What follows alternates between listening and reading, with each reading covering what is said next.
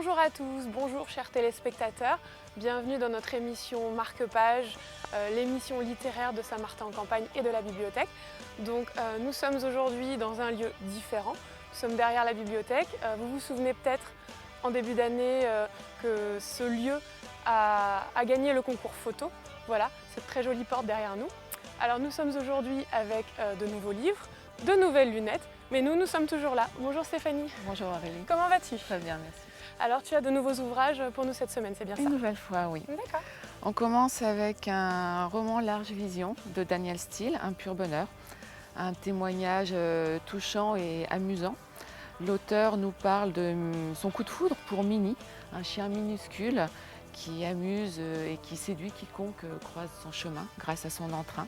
L'occasion également pour Daniel Steele d'évoquer tous les chiens qui ont partagé sa vie. Donc un livre, une lettre d'amour pour ces drôles d'amis qui ensoleillent le quotidien. Un livre illustré, on peut voir Mini à San Francisco ou Mini à Paris.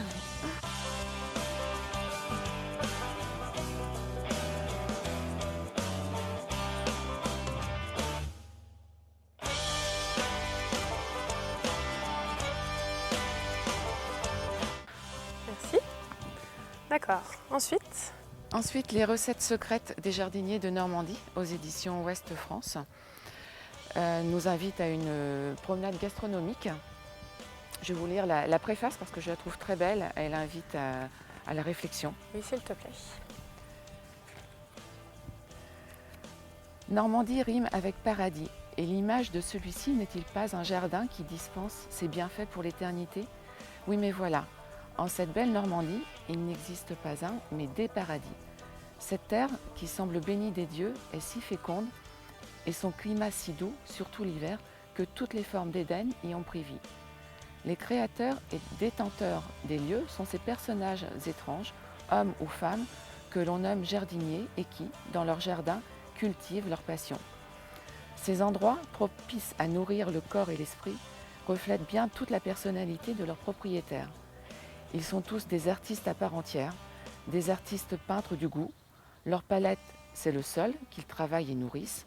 Leur couleur, les légumes semés, plantés puis cueillis au bon moment pour en garder la saveur et les bienfaits intacts. Leur œuvre, les petites carottes mijotant en compagnie de l'oignon et du poireau pour donner, enrobées d'une feuille de chou, cette tourte aux saveurs subtiles. Les fleurs de courgettes qui libéreront leur farce onctueuse, les tomates cueillies avant maturité et transformées en une confiture au parfum d'enfance et toutes ces recettes secrètes jalousement conservées qu'ils ont bien voulu nous dévoiler. Ça donne l'eau à la bouche. Ah oui.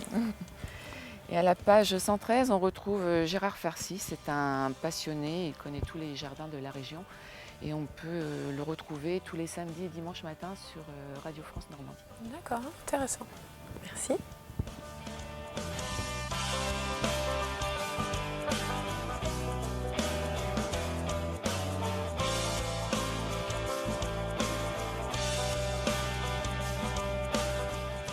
Continuons de voyager dans une autre belle région.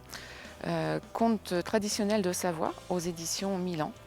Dans cet ouvrage, on retrouve une vingtaine de contes peuplés de personnages tantôt extraordinaires, tantôt bien réels, parfois bienfaisants ou redoutables.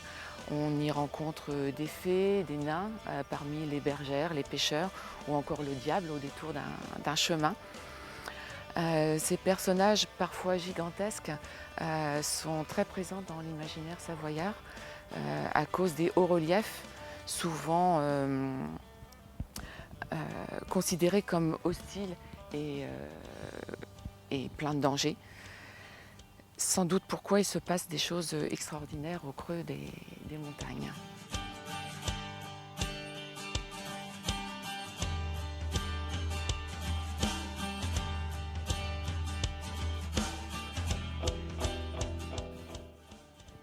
Merci. Alors merci Stéphanie pour cette belle sélection comme toujours. Alors nous allons résumer. Donc cette semaine on commence avec Daniel Steele, Un pur bonheur. Donc un ouvrage assez sympathique apparemment sur les chiens pour tous les amoureux des chihuahuas et qui aiment leurs chiens. Certains me comprendront. Donc Daniel Steele, Un pur bonheur.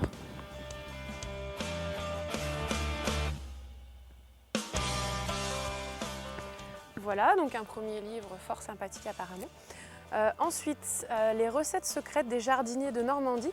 Donc Stéphanie nous en a lu un extrait, hein. Ce sont des recettes de notre belle région. Voilà, donc pour tous les amoureux de la Normandie et de la bonne cuisine, les recettes secrètes des jardiniers de Normandie.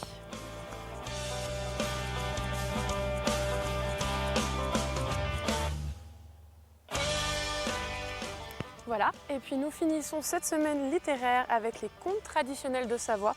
Donc vous saurez pourquoi les Savoyards ont l'air peut-être parfois un petit peu méfiants, mais qui sont finalement très sympathiques, car là-bas dans les montagnes il se passe plein de choses apparemment, comme tu nous l'as dit Stéphanie. Donc contes traditionnels de Savoie des éditions Milan.